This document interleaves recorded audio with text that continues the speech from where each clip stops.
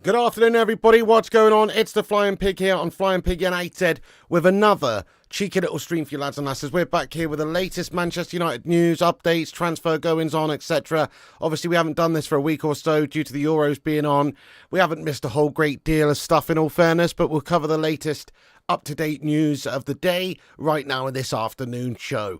How are we all doing, my friend? Thank you for joining in the chat. Superstar, PJ, Paul S, PJ again. Gungshi, what's going on there, lad? Jonathan Gallagher, Crazy Joe Davola getting in here. Get out, you city scummer. And everybody else who's in here, I'm just joking. Everybody else who's in here, big up yourselves. Thank you very much for joining the live show this afternoon. Hope you're doing well and having a good one. Do us a favour at the start of this stream and smash that like button on it. Give us a big thumbs up. Let's try and get this sucker to 100 likes immediately. Also, share it around on social media if you want. The link is pinned to the top of the live chat there if you want to give us a little repost on Twitter to help spread the word. Also, share it wherever you can and get your thoughts and opinions in the live chat throughout. We want to hear from you legends, obviously, as we dissect all the latest news and get your thoughts and opinions in. Thank you very much for joining us, guys. I appreciate you. Nice one, Conti, Kev, Paul, and everybody. So, we've got to get into the biggest news of the day, which is that there's a potential for Ruud Van Nistelrooy to be coming to Manchester United. We don't know the seriousness of this situation right now in regards to the latest news, but there is an update from Fabrizio Romano from just under an hour ago, which does say that Ruud Van Nistelrooy has been approached to be part of Erik Ten Hag's new staff at Manchester United. Obviously, it's up to Van Nistelrooy, as he's also a strong candidate to be the new Burnley manager to replace Company. Decision next week. So, obviously, he was previously managing at PSV. There's I'm sure, lots of clubs that would be interested in giving Ruud Van Nistelrooy a chance as their main coach, their main manager. Burnley, obviously, being one of them. It does look to me that, well, it's quite unlikely that we would be able to convince Ruud Van Nistelrooy to be able to come to United in some sort of lesser coaching capacity, whether it be an assistant to Erik Ten Hag, whether it be a striking coach. You know, in all fairness, I would love to see Ruud Van Nistelrooy join the ranks again at Manchester United. Not only is he a club legend, but I think he's probably got quite a lot of chops when it comes to coaching, when it comes to, managing, helping out the manager. You know, if you look at what he's done at PSV, if you look at the fact that he's probably one of the best finishers I've ever seen in my life. And I'm sure he could impart a bit of wisdom onto some of our players in that squad, just from a striking goal scoring point of view, never mind anything else. But just from this is how you put the ball in the back of the net situation, you know. He was one of the absolute best at finishing in the box that you're ever likely to see in the history of the game. So certainly from that point of view, I think Ruud Van Nistelrooy would be a stunning addition to Erik Ten Hag's backroom staff. It's just whether or not he wants to play a lesser part for something bigger, or if he wants to be, the main coach really at a club such as Burnley, for instance. Now, there's nothing wrong with being Burnley manager, and if he ever is going to be one of the top coaches in the game in the future, he's going to obviously have to work his way up the ranks. He's going to have to get that coaching experience and managerial experience, which comes from being a manager, which comes from taking the reins at a club like Burnley and plying your trade and obviously working your way up the ranks. I'm sure his aspiration in life is not to be Burnley manager. That's what I'm saying. I'm sure that's not his aspiration in life. But if you look at Vincent Kompany, if you look at what's happened with Vincent Kompany went over to Belgium and managed in Belgium. Then he's obviously managed Burnley in England and done reasonably well, okay with Burnley. And then now look at him. Now he's Bayern München's manager, So these are stepping stones to great things potentially for these big names ex-players who could go on to do great things in the game. Ruud Van Nistelrooy certainly is one of those. I mean, just from his reputation alone and his name alone, you would think that there'd be a lot of clubs interested in giving him a chance, and along with that comes a certain amount of reputation. It comes a certain amount of stature in the game, which therefore means that you can get new eyes on your product. It means you can potentially sign new players. Obviously, Ruud Van Nistelrooy has a lot of admirers within the Dutch game. I'm sure there's a whole host of youth players that would be desperate to play for Ruud Van Nistelrooy, whatever club he was at, really. So that's what it can do for you. It can take you from Burnley manager to potentially Bayern München manager, or a big job in the future if you do reasonably well in the Premier League or in English football anyway with a club. Then there's going to be more clubs interested in you. So from Ruud Van Nistelrooy's point of view, I still think it's quite unlikely that he would want to come and join Manchester United as coach in the backroom staff of Erik Ten Hag. I'll just say it how it is in my mind, because why would he when he's got the opportunity to potentially be a manager of another club,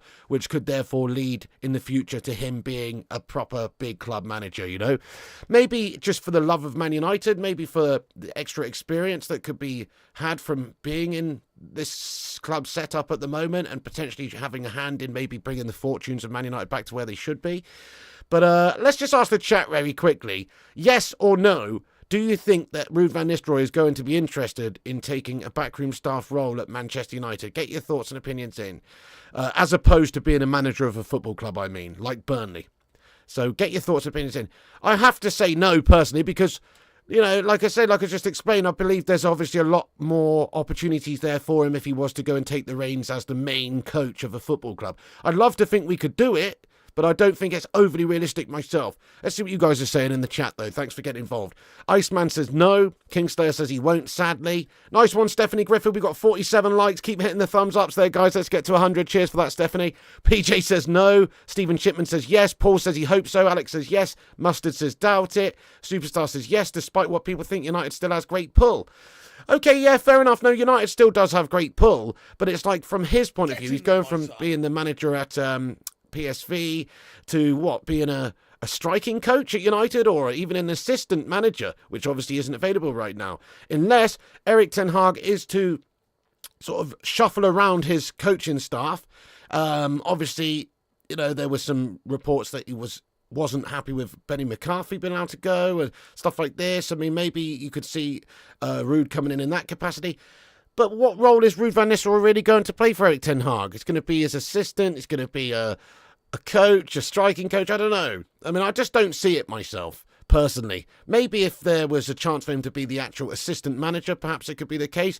If there was a chance for him to be the manager, I'm sure he would be interested in joining Manchester United as the manager.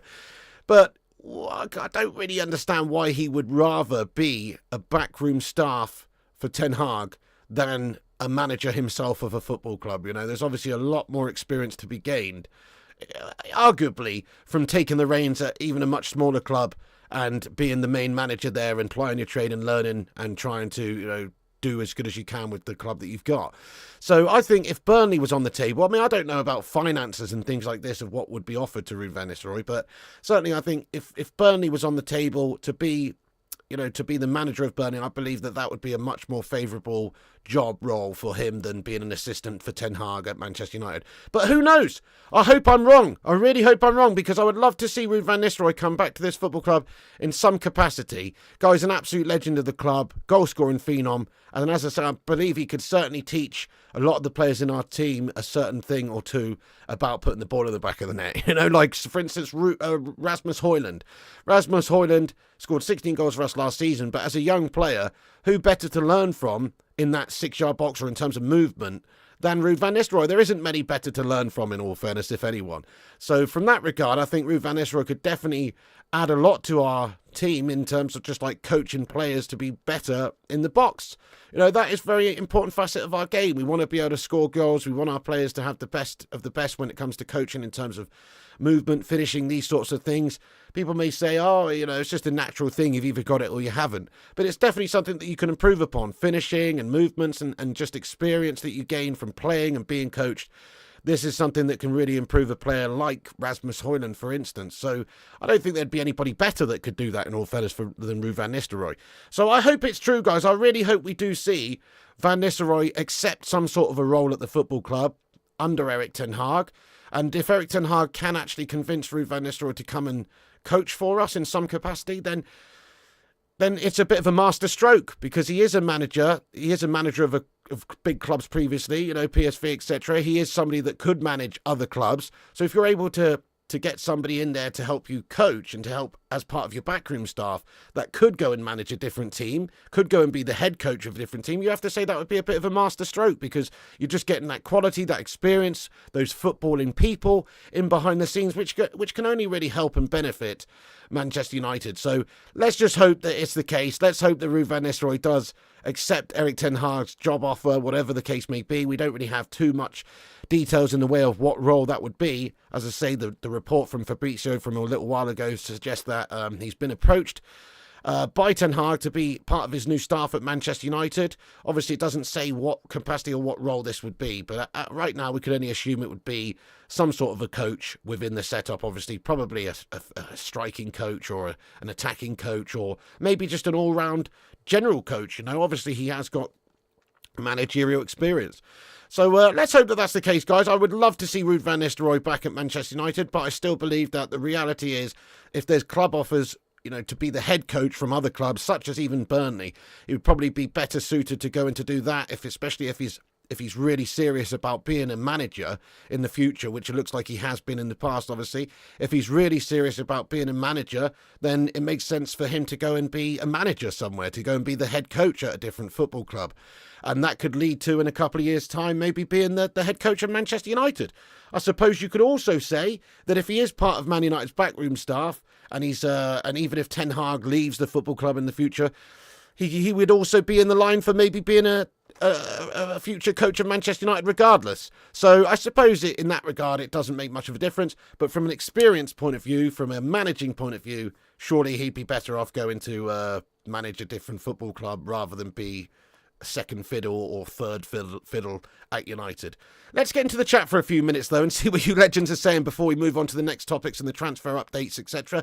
Get your thoughts and opinions in regards to this whole Ruud Van Nistelrooy situation. Have your say. Would love to see King Ruud back at the football club, obviously. Let's see what you guys are saying here then. So Paul S comments, if Ruud can strengthen out our forwards and make them cooperate, it would give him a leg up as next United manager. Very astute point. Yeah, you're not wrong there. So whether or not it works out for Erik Ten Hag at the club's a big question mark, but if it didn't, say, and he was sacked off, if we've got Ruud Van Nistelrooy actually already at the football club and he's shown good coaching abilities and he's obviously a big part of Manchester United's history and he gets the club and knows the club, I suppose he would still be in the line to be potentially future Manchester United manager. So that is absolutely true. You're not wrong there. I think that, either way, if he was working under Erik Ten Hag or if he was going and cutting his teeth for, say, Burnley elsewhere, when the next occasion comes up where Manchester United are thinking about appointing somebody else as manager, I mean, he's got to be in the conversation in the future if he's doing well, in whichever one of these roles that you would think he could do. So that's a very astute point, lad. Yeah, Ruud in now, absolutely. Yeah, absolutely. Get in there. We've got 58 likes and 142 watching. That's not bad, but you know what? That's not great either, my friends. Bacon Brigade, assemble!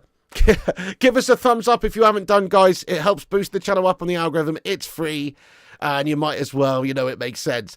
Nice one. Thanks for that, though, Stephanie Griffith. Appreciate you. Yeah, keep hitting the thumbs up. Also, we've just hit 82,500 subscribers. So get in there, my son. 82.5k, baby. Break out the red panties. It's red panty night. The live chat's got us 82.5k subs, baby. Oh, yeah. Guys, we've done it. We've done it. And there it is. Look at that. Doesn't that look pretty? Doesn't that look pretty, my friends? 82,500. Thank you, everyone, for helping us get there. Appreciate you all. And as always, if you're new to this channel, if it's your first time here, make sure you subscribe to the channel. We're on here with all the latest United news in a no bullshit way.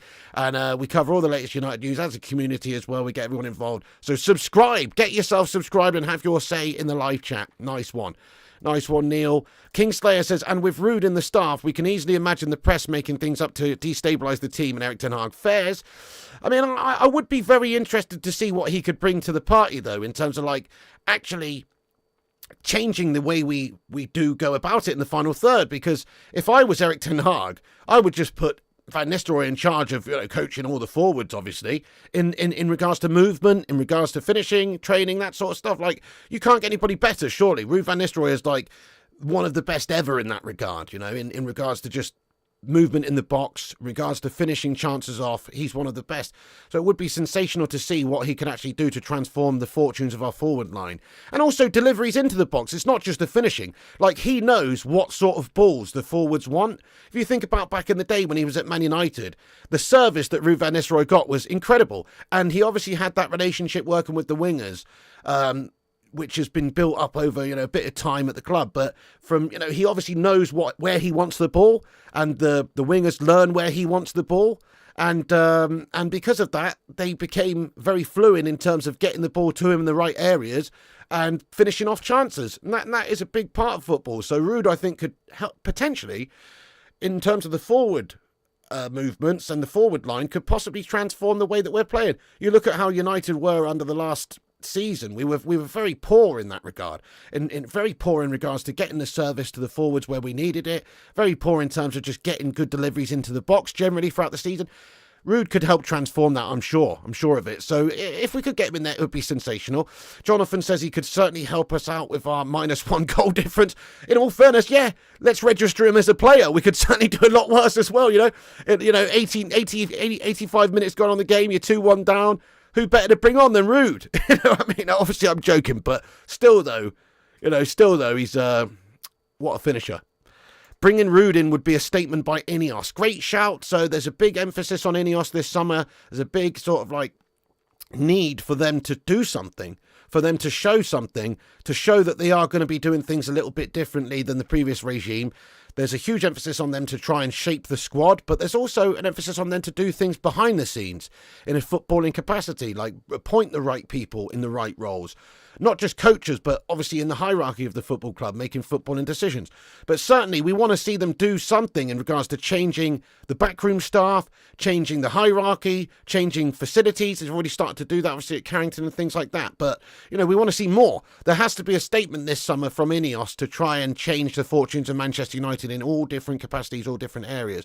Certainly bringing Ruud Van Nistelrooy in would be an indicator of what they're trying to do. If they could convince him to come, I think it would be a statement. Absolutely well said as well.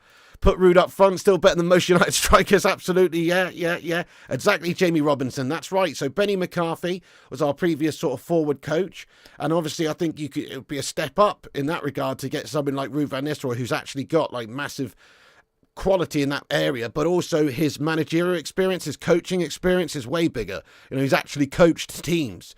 Burnley is a dead-end job. Is it though, Paul? I mean, look at who was the previous manager of Burnley. You say it's a dead-end job. I actually disagree. I think it's a good job. It's a good job for somebody who is looking for a stepping stone to bigger things. So Vincent Kompany had that job. Now where is he? Now what's he doing? Well, he's managing one of the biggest clubs in the world now, just after a short stint there. So what does that tell you? It tells you that it's a place to learn experience. It's a place to gain some sort of reputation. It's a place where you can actually go and manage a smaller club, but still a big club in regards to, the English pyramid, where you're facing, tough teams week in, week out, etc. And it could lead to some really impressive things in the future. Like, if you think about the whole Vincent Kompany scenario, he's managed in Belgium, gone to Burnley, now he's at Bayern. That's incredible. That's incredible. What more do you need than that, really, to look at that and think, oh, this could be a big place for me to go and cut my teeth, to go and ply my trade and to get experience and also to get attention. Like Van Nistelrooy managing at Burnley, I think would be a big move for him. I think that'd be a good move for him because in the future he could get a big job like a Bayern Munich or who knows. I mean, on the back of it, if he goes and does well at Burnley and impresses at Burnley, he could be future Man United manager in the future if Ten Hag leaves or if whatever happens. There's a lot of eyes on the Premier League. There's a lot of eyes on English football in general. If you're able to impress at whatever level you are, you can get big jobs on the back of it. So I think Ruud knows that. I think Ruud would be interested in being Burnley manager personally, but he may be more interested in having a hand in helping Manchester United's resurgence to the glory days, if we could possibly even think about that. But yeah, I take your point though. I mean, it's obviously not a big job. It's not like a Hollywood job, is it? It's not a big, massive profile club. But it is a job. It is a job that will get you experience. It's a job that could get you a big job in the future. So from that regard, I think it would actually be a bit of a shrewd move for Ruud. A bit of shrewd Ruud action, you know what I mean? Yeah, Rushmano, how you doing, Rushmano? He says Stam as defensive coach and Ruud as striker coach. Now you're talking. The Dutch contingent. No, seriously, how could you do much work? You couldn't do much better than that, could you? Stam as defensive coach, Ruud Van Nistelrooy as striker coach. You couldn't do much better than that. I completely agree with you. I think if we could get him in there teaching the forwards, and not just teaching the forwards, but also teaching the wide players where we bloody want the ball in the box, then, yeah, we could transform the way that we play. Exactly, PJ. The Burnley manager did just go to Bayern, work for Company, Paul S. Unbelievably. Yeah, I find that hard to believe as well. How did Vincent Company actually get that job based on the back of being at Burnley alone? It's absolutely bizarre. It is. I still don't really understand why they took a punt on him. I guess it's just because their previous manager, obviously Tuchel, sort of had a bit of a poo shell of a season and shat the bed. And Vincent Company is a big name in terms of a player. So, yeah, but it's not like he's proven himself massively as a manager. But I guess they just were taking a punt on someone who may go on and do some great things in the future. Yes, get in there, Stephanie Griffith. 82.5k is beautiful. Thank you, everyone, for hitting the subscribe button there. We are working our way up there. Thank you so much, guys. Yeah, Ruud would play a 4-4-2. I mean, the game's come on, obviously, differently now. I'm sure he wouldn't, but not that he'd have even a say on the matter, because, obviously, it's still going to be down to Erik Ten Hag. Cinnamon, how you doing? He says he shouldn't get it just because he's an ex-player, though. Has to be on merit. Yeah, but it would be on merit, though. You're talking about somebody that's been coaching in Holland for PSV. You're talking about somebody that's one of the greatest finishers ever in the game, in the English Premier League, and just in the game in general. You're talking about somebody whose movement in the box was second to none. So he could definitely impart all of that wisdom onto our forwards. It would be based on merit. It definitely would be based on merit. He's he would be a great coach, I'm sure, for our strikers. If you could get him as a striker coach, I'm sure he'd be absolutely brilliant, in all fairness. You know what I'm saying? So, yeah, great topic this, guys. Love the potential for Ruud Van Nistelrooy to be potentially coming back to Manchester United. It would be nice to see, but in reality, we'll see if that happens. I still think that it would be more beneficial to Ruud Van Nistelrooy for him to go and get a job at, say, Burnley, to be honest, because look at what's happened with Vincent Kompany, and he can get more experience in the hot seat as a manager and potentially could be a big stepping stone for him. So, yeah, exactly. It is on merit. He started out as a striker coach. Oh, definitely it is on merit. It would be on merit, absolutely. He's got experience in coaching as well.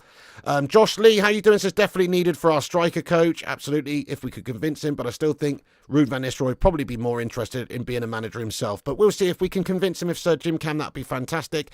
Jesse Football Channel, thank you, Jesse Talks. What's going on there? Says smash the likes. Thank you, Jesse Talks Football. Yes, let's do that. Hit the thumbs up button if you haven't done. Hey there, Hodgie. Thanks for being a 1.5 year member of the channel. He says, hi, Pig. Hope you're well, mate. Hey, not too shabby, lad. I had a fantastic sleep last night, guys. So the last few days doing the 3 games a day and stuff, taken out of me a bit. Look at this, guys. Let me show you this. I don't know if you can see this. Look at how much sleep I had last night. Oh, fucking hell. Don't think I'm going to be able to show you this, guys. No, I can't. Take my strong hand, child. No, never mind. 13 hours, 52 minutes. That's the amount of sleep I slept for straight in a row last night, guys. An obscene amount of sleep. But obviously needed it, guys. I have no Mrs. P waking me up. Exactly. 13 hours, 52. That is how long I slept for. It's obscene, isn't it? But obviously needed it, guys. It was a good revitalization there. Revitalization. Thank you, Hodgie. Thanks for being a member for 18 months. I really do appreciate you, lad. Get in there, you beauty. 13 hours, what the fuck? Nearly 14 hours, mate. 13 hours, 52 minutes. Well-deserved rest. Exactly. No Mrs. P waking me up. Exactly. Were you in a coma? Pretty much. So, there we go, guys. There's the Ruud Van Nistelrooy latest. Fabrizio Romano reporting that we've approached Ruud Van Nistelrooy to be a part of Ten Hag's new backroom staff at Manchester United, probably as a striking coach, finishing coach, forward coach, but who knows really, could just be a general coach, could even be an assistant if Ten Hag's looking to reshuffle the pack, so to speak, at Man United with his coaching staff, but more than likely just a striking coach. But as Fab says at the end here, changes could take place in the Man United staff. So we may well see Manchester United staff sacked off this summer. I mean, obviously, Benny McCarthy's already happened. I mean, there was reports that Ten Hag wasn't overly happy about that, but I still think taking the opportunities to bring in people like Ruud would be huge for this football club if we could do that. That would be amazing. So there you go, guys. That's the latest on Ruud Van Nistelrooy. I hope it's the case. I hope we can get him in, but chances are he'll probably go and want to be the head coach somewhere else. But we'll bring you the latest on this topic as and when there's more information that comes out in regards to Ruud. Let's get into the rest of the news then, guys, and the rest of the transfer news and also Manchester United news in general. So, the big two players we're sort of going for this summer, it seems like early doors anyway. Obviously, Jared Branthwaite from Everton and Zirkzee from Bologna here. And let's talk about Zirkzee first of all. So Zirkzee, reports are that he's not going to decide on his future until the end of the Netherlands' participation in the Euros. That is the latest reports, really. Obviously, there's news that we had discussed personal terms. We discussed the possibility of him agreeing a role at Manchester United, and he was interested in joining Manchester United. We've had negotiations with his agent, etc. There were some reports that the fees that we were paying to the agents had been upped a couple of different times in order to convince them to come, etc. And that the negotiations were going well with Man United and Zirkzee. So that is really the latest update. There's not too much on it really, other than the fact that there is expected to be a decision from the Joshua Zirkzee camp very shortly, but probably not that shortly because obviously the Euros is currently underway. So, it's a shame, but it probably will be taking a little bit of time for us to get a real definitive answer on Joshua Zirkzee's situation. And then obviously there has to be agreements in place between United and the club. So that is something that we have to just watch and wait and see what goes on there. But certainly in regards to Jared Branthwaite, there could be deals done sooner than that. Obviously, United are looking at different defensive options this summer. There's still links with players like Yoro, but obviously it looks like he's going to Spain. There's still links with obviously players like De Ligt. De Ligt is expected to want to leave Bayern Munchen this summer, so that is definitely another defender that's on the cards. Hey, thank you there, Waities, for subscribing to the channel, mate. Get in there. Nice one. If you're new like these legends, make sure you do hit the subscribe button. Get yourself involved daily. Nice one. So, so Zirkzee decision coming after the Euros, guys. But in regards to Branthwaite, it's more likely that we could make Branthwaite our first signing of the summer, I suppose. Right now, the situation with Branthwaite is just that Everton are asking for way too much money. They're being very greedy, obviously, and it's not really expected that Man United are going to pay them the amount of money that they are actually sort of looking for, because that obviously is an extortionate amount of money that they want. It's an obscene amount of money. But there are reports here, that United are preparing a second bid or another bid here for Branthwaite. Let me get this link up for you here. Yeah, so just different reports. I mean, obviously, this came out last night. It is from the Mail, so, we don't really use them as a reputable source ever, but just this is there's loads of different outlets reporting that we're going to bid again for Branthwaite, and it makes sense, to be fair. They've said at the start of this summer, we want £70 million for him, which is ridiculous. We've gone in there with our initial bid of £35 million, which is obviously half what they initially wanted. So it's about us being able to try and negotiate with Everton to reach some sort of an agreement somewhere in the middle to be able to bring this guy in. They're not just going to accept our first bid. We're not just going to accept their demands. There's going to be a feeling out process. There's going to be a negotiation there. At some point, both parties will be happy and they'll be able to reach an agreement there. It's not a problem on Jared Branthwaite's part, though. The situation there is that obviously he has agreed personal terms with Manchester United. He's keen to join Erik Ten Hag at United, and he wants to, join a huge club like Manchester United. So there's no doubts on his part, of course, that he'd be interested in going. It's just really the two clubs have to reach an agreement from a financial situation really there. And if they do that, it could be our first signing of the summer. Let me ask the chat, guys, who do you think Manchester United will bring in first for our big first signing of the summer? Get your thoughts in there. Will it be Zirkzee? Will it be Branthwaite? Or will it be somebody else? I think if I had to guess, I'd say Branthwaite's the most likely because he's not part of England's squad for the Euros, obviously. He's not involved in that regard. He's obviously young, 21 years of age. He's playing for a shitter club. Let's be honest, no disrespect to Everton, but Everton obviously are not the same size club as Manchester United. So if a big club like United comes knocking, we've got Europa League football. We're a huge club historically. If a huge club like United comes knocking, you'd expect him to jump at the chance. So it's just really a case of Man United agreeing with Everton, and then once that's done, I'm pretty sure it's going to move pretty quickly. Let's have a look. You'd rather buy Watkins. Well, fair enough, yeah. I mean, we definitely got to address our situation at the back, though. You know, Varane's left this summer. We've also got Slabby Maguire, the human Easter Island statue, playing for us still right now, which is an absolute joke, really. I mean, that's another thing that has really triggered me, actually, this summer. The fact we haven't really got rid of anybody yet. Okay, Martial and Varane are leaving, right? That's true. Their contracts ends at the end of this month. I think they're already gone, basically, obviously. But how's about trying to have a clear out of the other shite players at the football club? You know, how's about trying to get rid of players like Maguire and potentially Lindelof and stuff like this? I mean, the only real bit of news I'm seeing here in regards to Man United potentially getting rid of players is, I mean, there is a lot of speculative stuff like this. This is a report here that just says that Aaron Wan-Bissaka has verbally agreed on a contract at Galatasaray. Man United want 50 million euros for the right back, but Galatasaray are trying to reduce the fee to 10 million euros. That's the only sort of shite that I'm seeing right now, right? And that's an absolute farce, guys. That's an absolute joke. Firstly, it's like trying to replace a player in the team that doesn't need to be replaced. We've got loads of players ahead of Wan-Bissaka that deserve to go from this football club. Wan-Bissaka is decent. He's obviously been a good servant for us. He's been a good player for us for many years.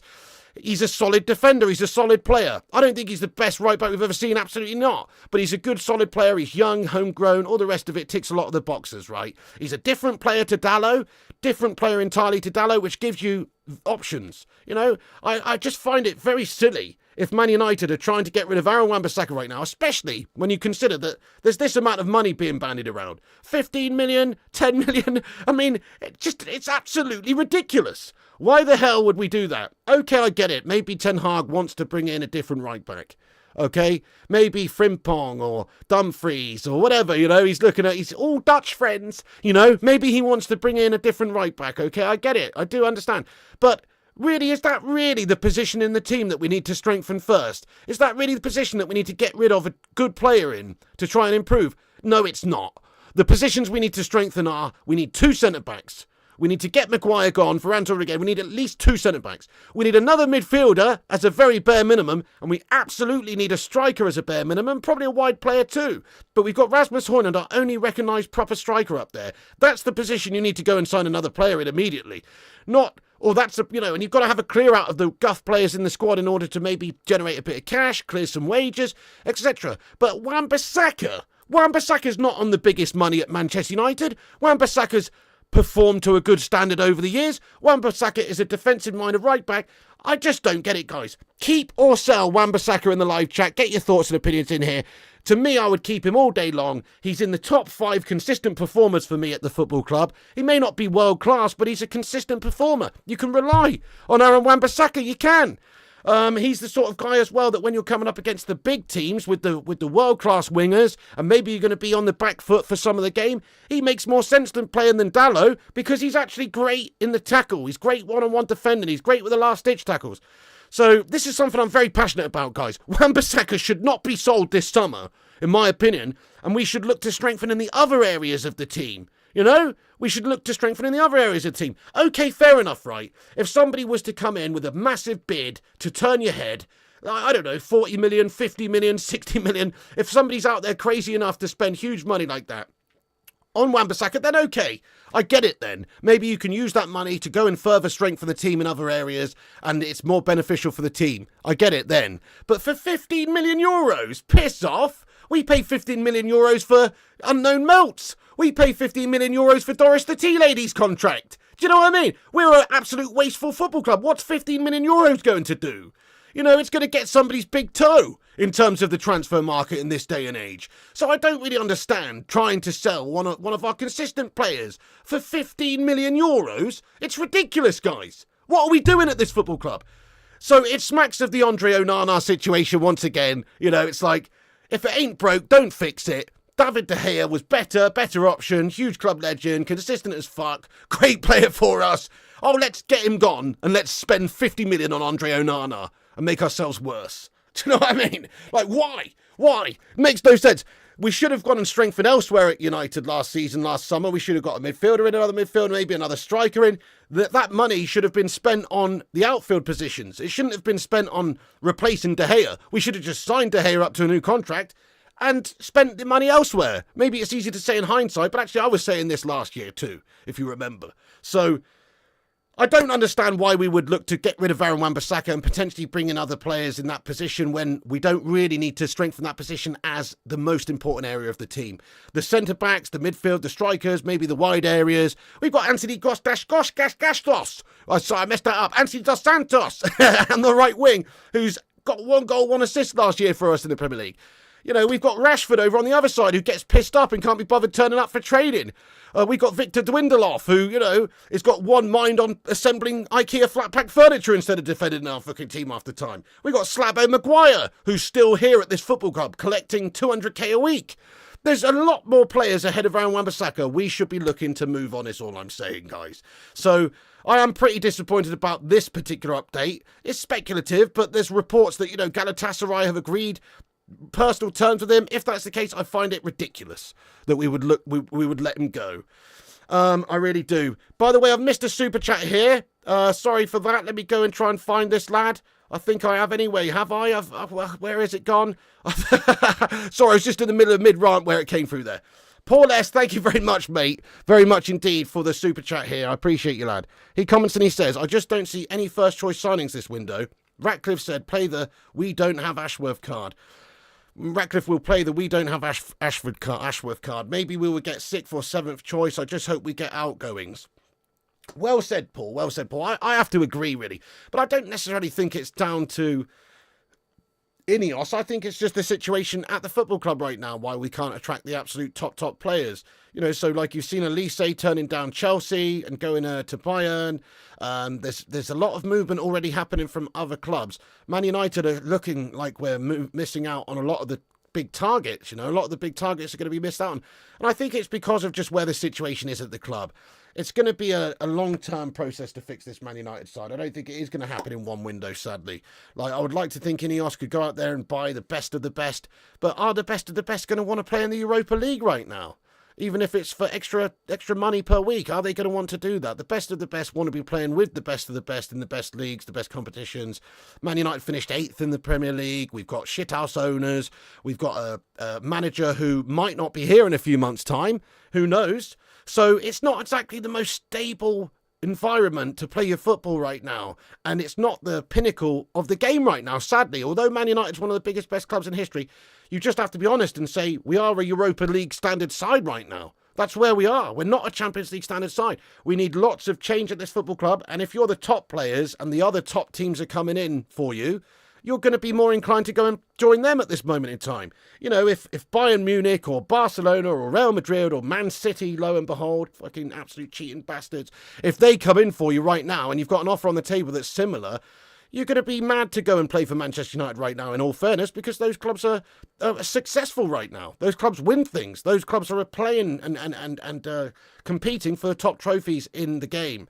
So that's all I'm saying. I think, yeah, okay, we do need to see a massive attempt this summer by Ineos to try and sign the best players. But actually, I don't even think it's necessarily down to Ineos. I think it's just the fact that this club is in a position where we are playing second fiddle a little bit right now. Just say it how it is. We're playing second fiddle to the big boys right now. We shouldn't be because of the Glazers' shithouse ownership and bad running of this club, but we are. So that's what I think. Thank you, Paul S., for your super chat there, you legend. Wan-Bissaka might be going to Turkey. Yeah, that's right. I mean, it does look like it could potentially happen. If it does, I'll be very disappointed personally, you know. Hey, what's going on there, Jarvis Cocky, legend? How you doing today as well, sir? Get in there, you don. Jim playing in defence next year. Selling Aaron Wan-Bissaka is dumb. I'm with you. I think it would be very silly to let him go. Yeah, they can't sell any defenders. Why would they want to sell him, though? I get wanting to sell Maguire, but why would you want to sell him? It's not the first place in the team I would look to strengthen, personally. Wan-Bissaka, best 1v1 duels in the league. When did defending become irrelevant for defenders? Well said, OHB. So true. Just look at the way he goes about it. Look at the way he challenges and tackles. His one-on-one defending is absolute class. Yeah, we literally don't even have a left back. We don't even have a left back. That's right. I mean, we don't even have a left back. Luke Shaw's an injury-prone melt. He's got his mind on a Frey Bentos pie half the time, you know. It's a difficult situation for Man United to really predict who's going to be fit and available again this season. But if you look at last season, well, we definitely needed another left back. We definitely needed Wan-Bissaka and Dalot. There were plenty of games where Wan-Bissaka and Dalot were playing in the same game. where we needed Wan-Bissaka either on the right side or the left side, or Dalot certainly played on the left-back position quite a lot, just for cover, just to help us out, because we had injuries. So why would you want to get rid of one of those? And why would you want to then go and have to spend to replace Wan-Bissaka big money on, I don't know, a Frimpong or a Dumfries or whatever? Obviously, I'd love Frimpong. Frimpong's a great player. I think Frimpong is class, to be honest, and I suppose all you want to see is Man United improving all positions. So if come the end of the transfer window, we've signed Frimpong, sold Wan-Bissaka, sold Maguire, signed De Ligt, and Branthwaite, and, done some business in the midfield and the striker position, and we've strengthened in all areas, then okay, fair enough, I understand getting rid of Wan-Bissaka. But we haven't done that yet. That's not the first thing to address. The first thing to address would be the centre-back positions, the striker position, the midfield. So that's all the point I'm making, is that why would we actually want to try and take the risk of getting rid of Wan-Bissaka at the moment when we don't even know that the left-back spot is sorted, we don't know that the right-back spot would be sorted? It's just stupid to me. I get trying to improve. You always want to try and improve. Like if you've got a really top defender in your side, but an even better defender comes up, yeah, let's get him in. I get it. But we haven't really addressed any of the other glaring issues first. Let's do that first, if you ask me. Wan-Bissaka's better than Dalot. I mean, out of the two of them, let's have a little vote here, guys. Who would you rather see playing for Man United at right back, Wan-Bissaka or Dalot? So I would have said Wan-Bissaka. I think it's very close. It's very close. Dalot had a great season for us. I think he really did show that he could potentially be class for us. I think Dalot's better going forward, all round maybe. Dalot's better going forward. It probably would be Dalot for me, just. But Wan-Bissaka, though, 100% is a better defender. And in certain games, I would much rather see Wan-Bissaka play than Dalot. When you're coming up against Man City or Liverpool or Arsenal or any of these teams, Wan-Bissaka's your guy. He can pocket top-class, world-class attackers, wingers. He can pocket them. I've seen him do it multiple times. The Spider is a pocketer of world-class players in terms of, defending. Now, Dalot is way better going forward. Dalot can get you a goal too. He can create, he can score, he can get more assists. He is better going forward. But this is why you need different players for different games. You need different players. You need different styles to be able to pop a player in for a particular fixture who can actually, defend. So that's what I'm saying. That's the point I'm making. I think Dalot's last season was fantastic, arguably better than Wan-Bissaka's. Wan-Bissaka's last season was good, but his attacking is not up to the standard of Dalot's. I understand that. And in this modern day and age, obviously you want to have a right wing back who can do both. So I understand Dalot perhaps being a better option than Wan-Bissaka, but I still think Wan-Bissaka's got his place to play in the squad. And like I say, if there's ever issues with injuries or rotation, Wan-Bissaka, what a great player to call upon. So that's what I would say there. And a keeper too. Yeah, there you go, the mustard. I know we could certainly do worse than maybe looking to replace the keeper. Keep Wan-Bissaka. Jarvis says sell. Keep Wan-Bissaka, sell. If we sell Wan-Bissaka, then we need defenders in all positions. Exactly. I mean, I'm not opposed to selling him later on in the window if we've already addressed the centre-back positions, the midfield, the strikers, the wingers. But it's just the most stupid thing ever to sell him first when you haven't addressed those positions. I mean, how mad do you have to be? Might as well just sell De Gea. Might as well let De Gea go and sign Onana for 50 mil, eh? Stupid decisions. Keep Wan-Bissaka. Keep, unless 30 mil bid. But fair enough, if there's big money coming in for him, maybe you could reinvest that. But the current situation is we're talking about 15 million euro bids and stuff like this. I mean, it's a laughable amount of money to sell a fantastic defender for. Bunch, sell, Wan-Bissaka's a red, keepers, backup competition, I agree. Left back Piggy, Shaw, and the other, oh my God, forgot his name, unstable. Yeah, Malacia, he's super injury prone. Luke Shaw, he's injury prone as well. You're absolutely right. Like, we definitely need to address that left back position. And what does having Wan-Bissaka and Dalot both in the squad also do? It further gives you options at the left-back spot. We saw Dalot play there. We even saw Wan-Bissaka play there. We've seen both those guys play at left-back for us in this season just gone. So it gives you extra cover, gives you extra players that can play in that position as and when you need them to if there is an injury issue. So it's absolutely bizarre. 10 million for the Spider. He's a great squad player. Joke, isn't it? Absolute joke. Keep, but this could be Wan-Bissaka pushing for it. Never really know. Yeah, fair enough. I understand what you're saying. Sell, says Patrick. Yeah, let me catch up with the chat here, guys. We don't learn. It's just ridiculous. Yeah, but we need to be looking at Kadioglu. You would sell Shaw and Dalot before Wan-Bissaka. Hey, fair play to you, Luke. I would certainly sell, I wouldn't sell Luke Shaw until we've got another left-back in there. You know, this is the point I'm making with Wan-Bissaka. Why would you want to do that? Why would you want to leave yourself potentially short? It's bizarre. It's absolutely bizarre. We're so shit in the transfer market. Yeah, we always undervalue our players. We give them away at United. So true. We should do a list of keep or sell. That's a great idea, yeah. Sell Sancho, Greenwood and Anthony. 100%, mate. There's Sancho, Anthony, Greenwood, Lindelof, Maguire, even bloody Rashford are all ahead of Wan-Bissaka in terms of being sold for me, personally. What are we trying to do at this club? Do we not want to reward good attitudes? Wan-Bissaka's only ever shown a good attitude at Man United, if you ask me.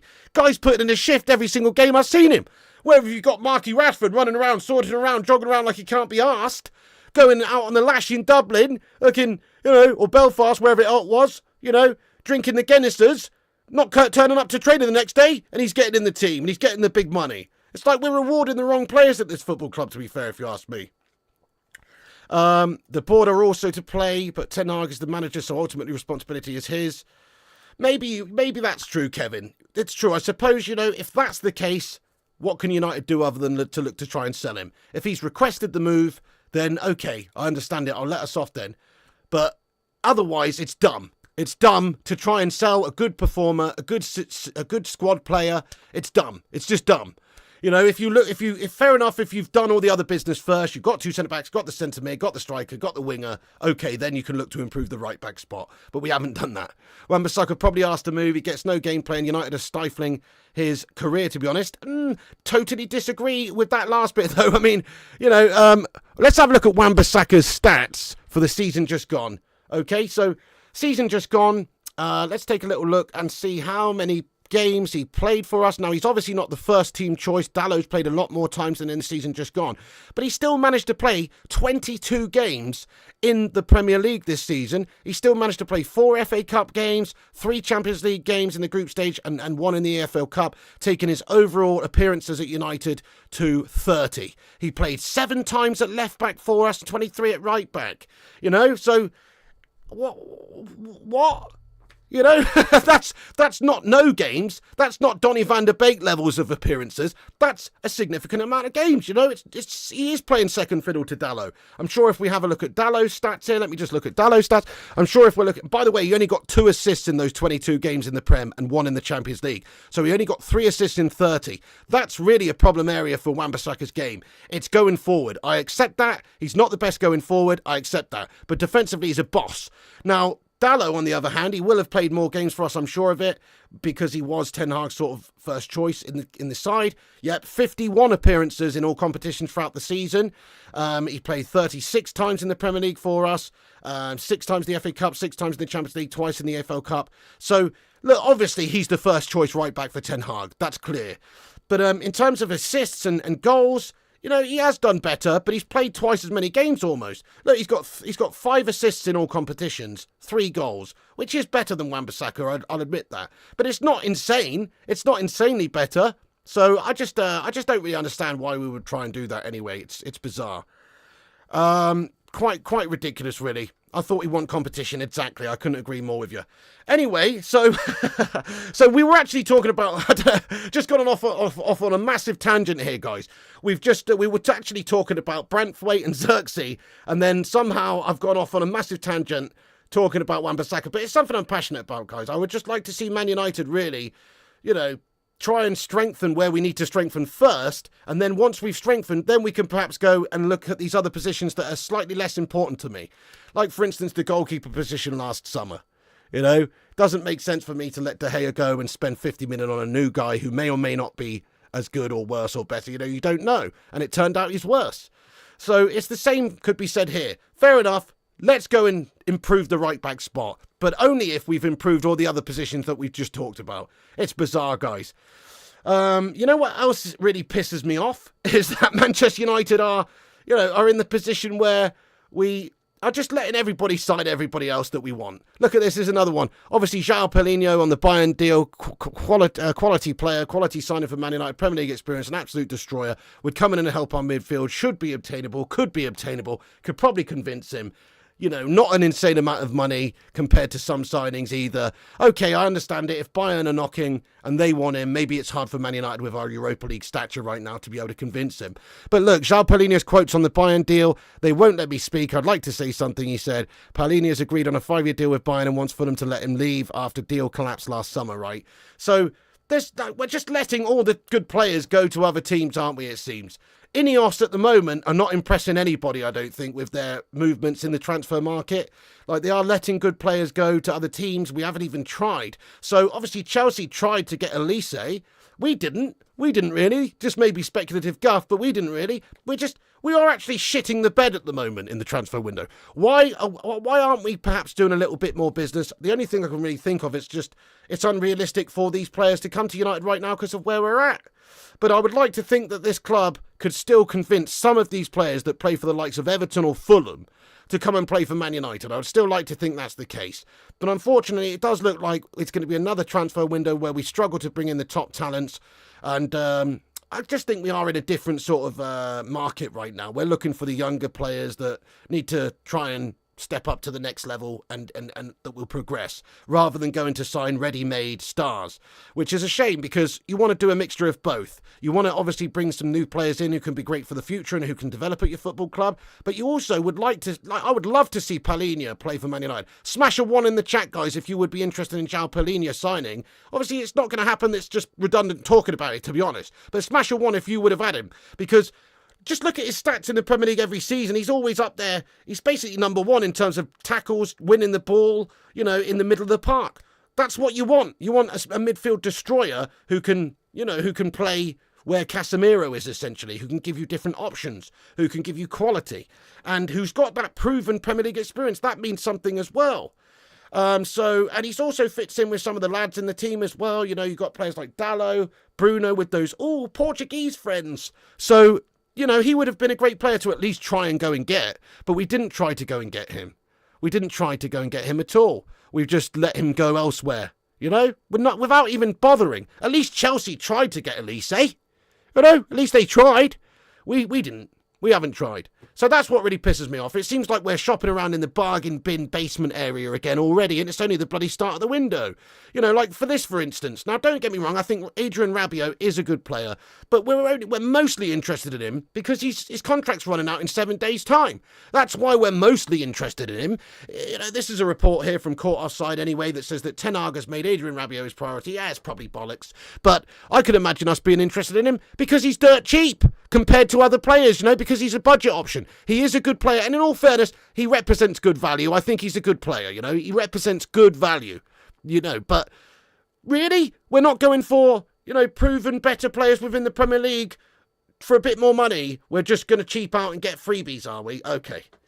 Just does my head in, guys, to be honest. If that's the case anyway, that we're interested in Adrian Rabiot, I think Rabiot's a good player, but I certainly don't think he's a great player. I think he's, you know, he's decent. He's decent. I'd say he's decent. He would be a good squad player, but he wouldn't be somebody that I would be overly keen on starting every single game. To be honest, I know he's been starting for France in the Euros, but France have looked shite. You know what I'm saying? So I just don't really think that he is the answer to solve all of our midfield problems, yet we're supposedly interested in bringing him in. It's because he's free, that's why. So there you go, guys.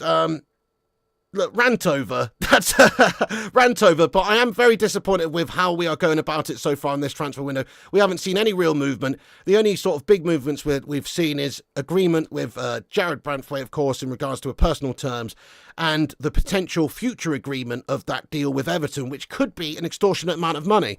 Now, if we end up spending 60 million for Branthwaite, that is, in my opinion, only time will tell, but in my opinion, not 60 million well spent. 60 million pounds is an insane amount of cash. You could get two very good players in for that. 60 million on a player who may or may not turn out to be great. Look, you've got to pay for the potential. He's had a good season, obviously, but he's impressed me, but he's not absolutely blown me away with his performance for Everton this season. He's been good and he's been solid, and I rate him, but 60 million pounds, no thanks.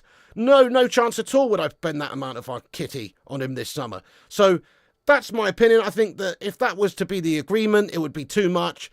It sounds like a Man United deal, to be honest, when you look at the 80 million we spent on Maguire, 75 on Pogba, or 85, whatever it was on Pogba, Anthony Dos Santos. It sounds like a Man United deal, to be honest. So that's seemingly potentially the first signing of the summer. If not, then Zirkzee may well be the one. But, we need to do more. This Man United hierarchy and the recruitment team and Ineos, they need to do more. We need to see something now. We need to try and improve our setup. We need to try and improve our team. I don't want to see players that shouldn't be sold. I want to see players that should be sold. That's another part of this window that we need to see. We need to see a big changing of the guard at United. We do need to see the players that have let us down time and time again sold. Starting off with Wanda-Bissaka is not a good look for me, in my opinion. It's okay, maybe he's requested to leave. But really, he wants to go and play for Galatasaray? Really? Instead? I don't get it. I don't get it anyway. Right, guys, so I'm going to do a rundown of what we've discussed in this video. Then we're going to get into the live chat for a big Q&A. So get your thoughts and opinions in here, guys. Thank you so much to everybody who's in here. Keep smashing those like buttons on it as well. Give us a massive thumbs up on the stream if you haven't done so. Hit the likes. We're currently on 126 likes. Thank you everyone for hitting the like button. Let's get this sucker to 169 dudes. Also, if you're new to the channel, hit the subscribe button down below so you can chat and have your say in the Q&A shortly. Do subscribe to the channel if you're new. We've hit 82.5k subs. Big up everybody in the community. And get yourself involved by subscribing and having your say now. But before I do, I'm just going to go over and just do a rundown of everything we've discussed. Also, I forgot to mention about this, but, reports that Mason Greenwood's departure from United could be agreed this week. Juventus, Lazio and Napoli are all keen on the signing. Apparently, there's teams in Spain interested in him. There is reportedly a lot of different teams interested in Mason Greenwood because he's a very good player. He represents good value for money right now due to the fact that, well, his reputation is tarnished, and so therefore you can't expect to receive big money or the money that he would be worth without any of that reputation tarnishing going on from Man United's point of view. So he represents good value for these teams. So Greenwood could be one of the first players out this summer. We haven't seen players gone yet. We want to see players that should go. Sancho should go. Greenwood should go. Players like Maguire should go. But will we see them go? We'll see. Hopefully there can be a deal struck with Mason Greenwood this week or very soon, because we do need to start generating some cash, clearing some players off of our books and trying to reinvest that money into new signings. So hopefully that happens. But yeah, Mason Greenwood there. Also, as I say, Wanda-Bissaka reports that he's verbally agreed on a contract at Galatasaray. Reports that United want 15 million euros for the right back, but Galatasaray trying to reduce the fee to 10 million euros. Joke. I would only sell Wanda-Bissaka if we can get 40 million for him. That's the only amount of money I would sell him for, to be honest. Otherwise, he's a good player to have in our squad, in my opinion.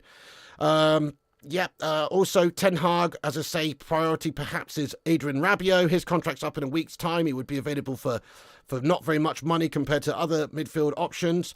Ten Hag, one of the big stories of the day. Ten Hag has reportedly approached Ruud Van Nistelrooy to be part of his backroom staff at Manchester United.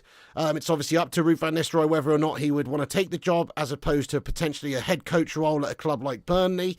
That remains to be seen, but if we could get him in there, it would be a real coup for Man United to go and get somebody like that who could potentially transform the attacking sort of talents in the side. He has got a great ability when it comes to movement, finishing. I'm sure he can impart that wisdom onto the players. I'm sure he'd be a great coach for our forwards and just generally a great player, a great person to have around the club, because he's a Man United winner. He's somebody that's been at United, somebody that knows the club, somebody that has won lots of stuff at this football club. So yeah, that would be amazing if we could get that to happen. But let's wait and see. I still think he'll probably go to a club to be the head coach himself. And then also Joshua Zirkzee, other big signing that we are potentially trying to make this summer so far. Looks a real talent, to be honest, and I really do think that he would be a good addition to our squad. But it's still up in the air at this moment in time. It does seem like at the moment Man United are just in a bit of limbo. There's a report here anyway that just suggests that he doesn't want to decide on his future until the end of the Netherlands' participation in the Euros. So I don't know if that's going to be over the line imminently or very soon, but potentially could be reasonably soon. Obviously, we'll wait and see about that one. There you go, guys. That's the latest big updates, the latest news. We're still working on Branthwaite. It's expected that a second bid or a bigger improved bid could be going in shortly. Zirkzee is obviously seriously on the agenda for Man United as well. It does seem like Wan-Bissaka is potentially a player to be sold also. And maybe Greenwood also are the players that are most likely to go out first of all. So that is the latest news. Thank you everyone for getting in. I'm going to get into the live chat now for a bit of a discussion about any of the topics we've discussed here. Get your thoughts and opinions in. And also, as I say, keep smashing the like, subscribe to the channel and have your say now in the live chat. Nice one. Let's get yourselves in there, lads. Hey Berber, what's going on, mate? How you getting on there, dude? Hope you're having a good one. You hate United news. It pisses me off. It's all together a bit depressing, isn't it? It's all together a little bit depressing there, lad. I'm streaming both the games tonight, Tony. I'll be watching the Scotland game live, and then I'll have the other one on the iPlayer or whatever, which is like 30 seconds delayed. So I'm actually going to have both the games up tonight. I'll watch both the games on the channel. Yeah, we are doing a Euro watch along tonight as well. Join us for that, guys. About 7:40 p.m. For the two fixtures tonight. Big games tonight, obviously, and we'll be watching both of them at the same time. So come and join us. But we will have the Scotland game live. That's the one we're going to have live. The other one's going to be a slight delay just because I'll be watching that on the computer, yeah. Nice one. Well, Odegaard, Isaac, Haaland didn't qualify. What's this? Oh, right, okay. Not that they're realistic. Yeah, no, none of those are realistic, no. But I know what you're saying. Like, not all the players that Man United should be interested in are, are playing in the Euros. Like, there is players that we can sign that are not playing in the Euros. That's obviously going to be an issue, and the Copa America as well, because obviously Man United are going to want to see, well, maybe who sort of breaks through. You know, sometimes these competitions can be a real shop window for some of these talents. I always remember Ozil being signed Madrid after the World Cup, where he had a breakout performance for Germany, etc. Stuff like that. It can happen. You want to see what the landscape looks like at the end of the Euros. Plus, players can get injured. And plus, also, you just can't negotiate properly with agents and players during these competitions. Sometimes you can, obviously, but most of the time they're protected by their national side, at this moment in time. Obviously, they don't want to have their heads turned during the middle of this competition when their sole focus should be on the competition. So it's always going to be difficult to try and sign players who are at the Euros or the Copas or the World Cup when that's on. So, yeah, that's a bit of an issue. But there's still a lot of players we could sign that are not playing in these tournaments, such as Branthwaite, for instance. We need more creative, smarter players all round. Yeah, absolutely. You do know that this year is going to be worse than last year, lads. Let's be real. Maybe, because obviously, Ten Hag has spent 400 mil. Maybe they don't want to invest too much on the guy who signed us mostly gash players who might not be here in 6 months' time. So, yeah, you could be onto something there, Paul. It might be players like Rabiot that you see signed this summer, just like cheaper options, free signings, not a huge amount of investment personally because of that situation. But from Ineos's point of view, surely they would want to try and make a stamp on the side this summer. It's much better than when we are discussing confectionery, Piggy. Stephen says, come on, Germany. Yeah, get in there. Fantastic players, Berber says, but we will never have them. I'm a big fan of Isaac, but can we afford it? Yeah, we're not going to get them, are we? Like I say, we're shopping around in the Europa League bargain bin at the moment, lad. Sorry, I haven't seen the super chat there, Stuart. Sorry about that, lad. I've missed it. What a melter I am. Let me scroll right up here. Sorry, I'm missing a lot in the chat. There's a lot of legends in this chat here. Let me see if I can find this super chat here, my son. Stuart Zeckman, big up yourself, lad. Here it is. Oh, thank you so much, Stuart, for the $10 super chat. Let's get some sues in there for Stuart. Sorry I missed that, lad. He says, okay, counter argument. Liverpool finished in Europa League position this season before last and then did superb business. McAllister, Szoboszlai being examples. If Scousers can, why not your side? Well, great comment there, Stuart. But I would say that actually fits perfectly in to Europa League sort of signings, I think McAllister and Szoboszlai are good signings, don't get me wrong, but they're not like, they were the sort of players that we should be looking at now. They're not like the top players in the world, and they weren't at the time.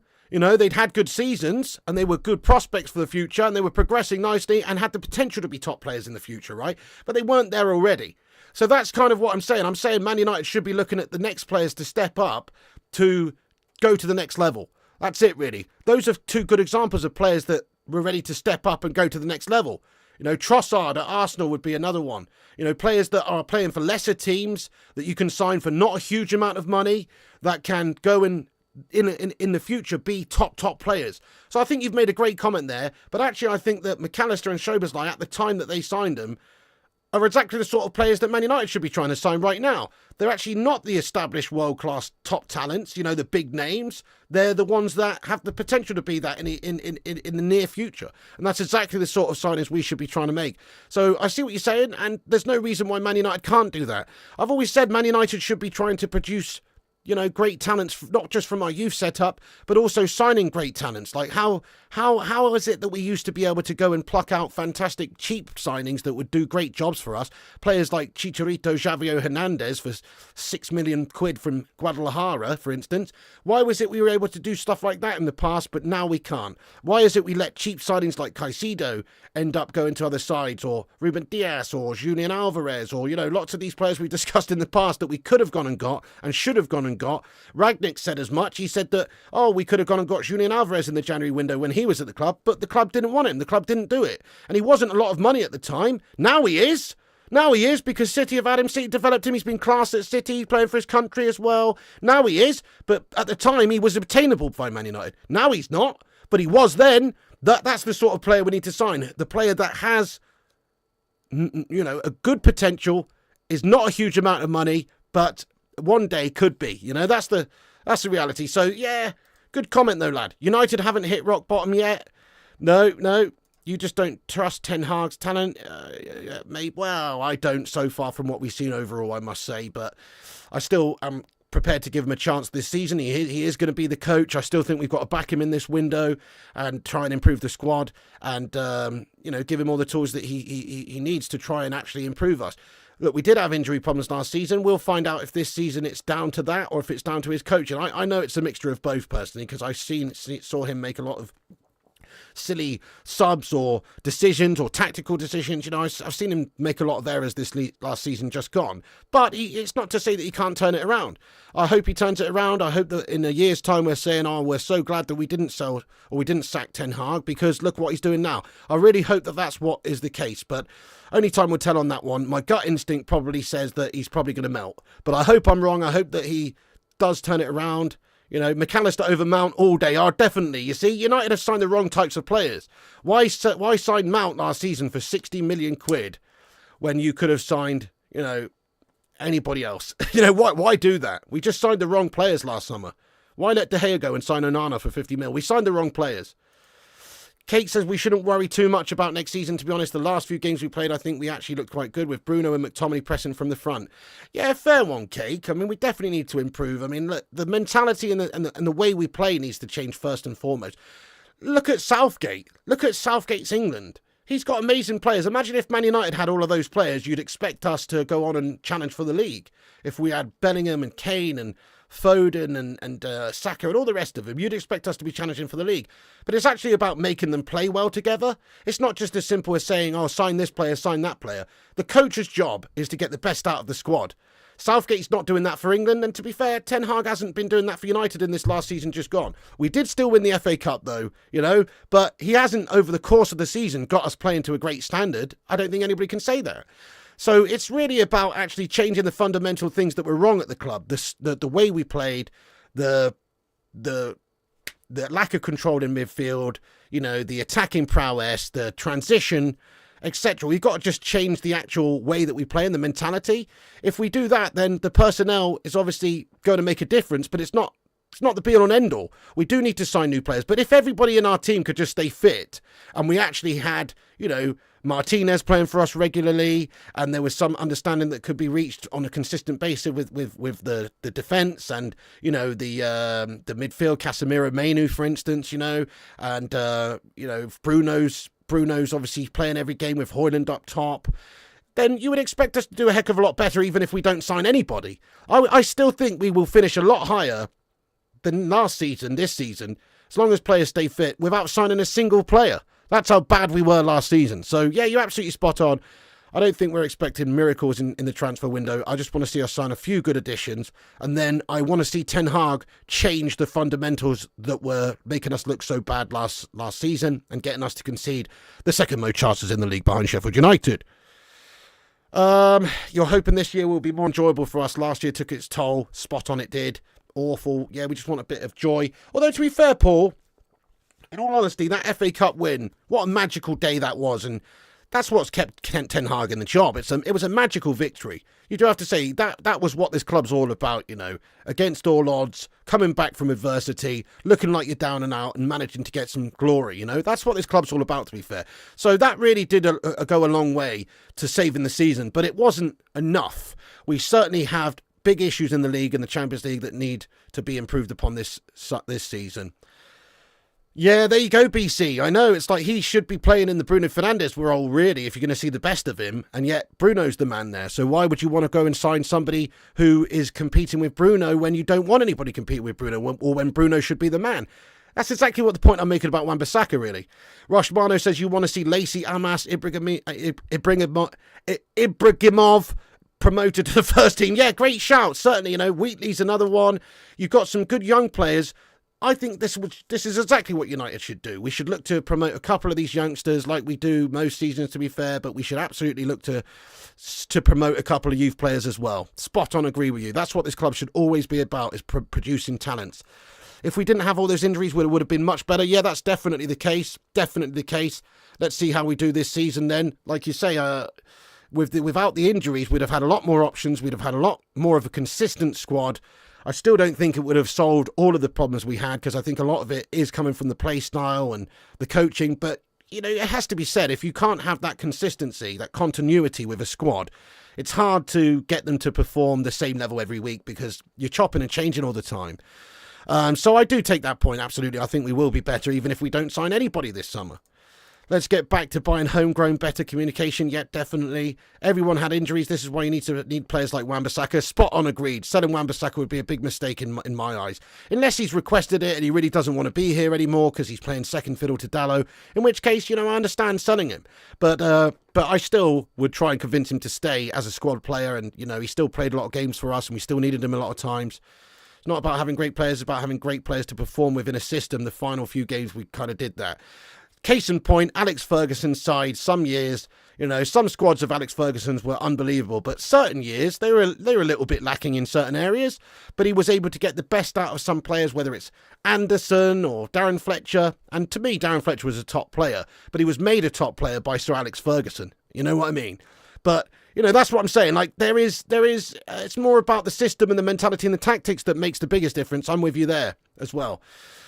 Last season was a nightmare, yes, sirree. That happened because of Ten Hag with Garnacho and Mainu. Yep, Garnacho and Mainu were obviously two standout performers this year. They were brought through, they were developed. We need to do it again with the youth this season, to be fair. There's many positives to come. Onana and Rasmus have a season behind them. They'll be more settled and perform better. Not so sure. I mean, I certainly think Rasmus Højlund will be more experienced and better, but Andre Onana, yeah, I guess he's settled into the club. He did look better as the season went on, but in my opinion, he's just not number one United quality. I would certainly think that we should be, if we had an unlimited amount of money to spend, I would replace him this season, to be honest. Let's ask the chat on that one though, guys. Would you keep or sell Onana if there was the potential to go and sign a top goalkeeper to replace him this summer? Let us know your thoughts. Would you keep or sell Onana? Now, it's not going to happen. It's a redundant point to talk about. We're obviously not going to sell him, because we just signed him for 50 mil and, based on his season, his market value is probably in half, to be honest. But I just don't see him as the number one for United, personally. But, I would sell him if we could get somebody better in a heartbeat, to be honest. I really would, because he's just not good enough consistency-wise. He's error-prone. Even in that FA Cup final, we won the game 2-1. Guess what? We should have won it 2-0. The reason we didn't is because of Onana's flubber hand. Do you know what I'm saying? So he even made an error in the FA Cup final. So, he's not convincing to me is all I'm saying. I rate him, though. He's a good goalkeeper. He's just not a great goalkeeper. And if we could sell him and get the money back for him and go and spend it elsewhere, I would. Sell ASAP, sell. It's not an upgrade on De Gea. He's definitely not an upgrade on De Gea. Sell, says Patrick Power. De Gea's still available. We could bring him back if not for Ten Hag. Yeah, definitely. I know we could definitely do worse. Ten Hag won't do it though, because he's bought the guy in. He's bought Onana. He's gonna stick with him regardless. You know what I'm saying? Sell. Onana signing was stupid. Yes, it was. Sell him. He did do fantastic saves, but I agree he's not Man United material. Yeah, he had some great games for us. He did. He had some great games for us, but his consistency wasn't there, and he's just too error prone. Rushy says Onana will be better next season. Yeah, maybe not. Maybe I don't think so. But, each to their own there. A settled defence will help a lot. Yeah, I guess. Maybe. I mean, we did concede the second most chances in the league, which is never going to be easy for Onana. But then, in my opinion, it's even easier to look better if you're a goalkeeper. I used to play for a shit team. In my no disrespect to any of my teammates if they're watching, I doubt it. I used to play in a shit team, and we used to get peppered every single week. But I would often look really good in goal because I'm getting so many chances to make saves. It's the Jääskeläinen scenario. It's the Jääskeläinen method at Bolton. It's like you look really good when you're getting peppered and you're playing for a lesser team, if you're a good goalkeeper anyway, And so if anything, Onana could have and should have looked better, being the fact that United had so many chances conceded. I understand it's not easy when you're, conceding loads of chances, but he had the opportunities to make himself look like the best goalkeeper in the league with the amount of chances we conceded. So that's the point I'm making there. Onana's going nowhere. Yeah, he's not going anywhere. Give Bayern some games for competition. We should have done that, shouldn't we? Yeah, we should have done that. Exactly. Imagine playing with new centre-backs every single game. You need a rhythm. Definitely you're right, superstar. You're definitely right. UC disrespect there. No. I was actually respecting UC Jääskeläinen there. I was actually saying UC Jääskeläinen was a very good keeper, and I was saying he looked better the fact that Bolton were a shit side and he was getting peppered. That's what I'm saying. I was saying he had more opportunities to look good because he was playing for a lesser side. That's what I was saying. I was actually giving props to UC because he's a good keeper. He was a good keeper. I'm just saying that he actually had more opportunities to look good. Yeah, he did, but I don't know why people bring that up. He was an 18-year-old skinny little dweeb kid, mate. He looked like a fucking weed. The reason he was shit in his first season was because he physically wasn't there. Andre Onana, 27-year-old, built like a brick shithouse when he came in. Established, had 10 years of bloody top-tier experience playing in goal. He should have just slotted in. The goalkeeper position's the one position where you should just slot in, if you're good enough. Anyway. Onana's handling is poor. Yeah, you really do wish Man United a much better season. It's not right to finish where you did, and you deserve the FA Cup. All the best. Looking forward to it. Signing West Ham Goblin. Thank you, Michael Martin. You'd give him a raise just for shouting at Slabby last year. Oh, he started off so well, didn't he, in that pre-season? First season was always going to be hard. Yeah, maybe. Erik Ten Hag falls out with at least 2 players per season. Who is up this time? Yeah. De Gea made some howlers. He made some howlers, yeah. He made some howlers. But he also was our player of the season how many times? 5? He also saved us more times than anybody I can think of in the last 10 years. I mean, it's not even close, in my opinion, who's a better keeper out of De Gea and Onana. De Gea's twice the goalie that Onana is. Onana's better with his feet. Big whoop. Onana's better with his hands and any other limb. To be honest with you, De Gea's just better. It's not even close. Not even close. How much points did De Gea save us exactly? De Gea made some errors, just like every goalkeeper makes errors, because the goalkeeper is it's a tough position to play because your errors are going to be highlighted more often than not. Obviously, De Gea did make us some big errors, particularly, in the Europa League the season before he left.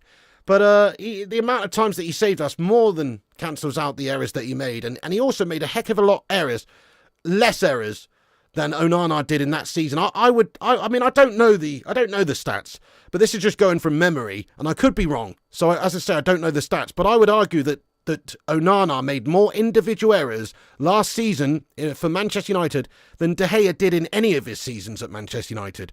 I could be wrong. I'd have to look at the stats, but I would personally suggest that to be the case.